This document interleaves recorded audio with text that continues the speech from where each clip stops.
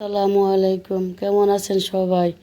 আজকে আমি 1 কেজির একটা পেঁপে নিয়ে আসছি, পেঁপে ভাজি করব। এই পেঁপেটাকে প্রথমে আমি পরিষ্কার করে নেব, একদম পাতলা করে কেটে নেব। এই পেঁপেটার শরীরে রোগ প্রতিরোধ ক্ষমতা বাড়ায়।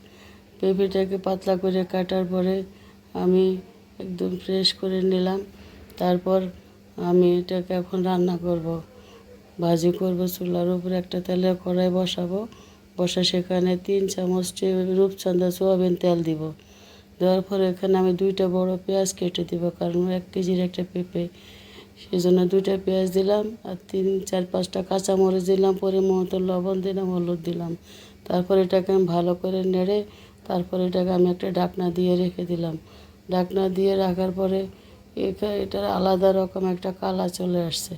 কালার আসার পরে আমার এটা রান্না পেঁপে ভাজি প্রায় হয়ে গেছে। এটা হলো আপনার স্বাস্থ্যসম্মত একটা খাবার।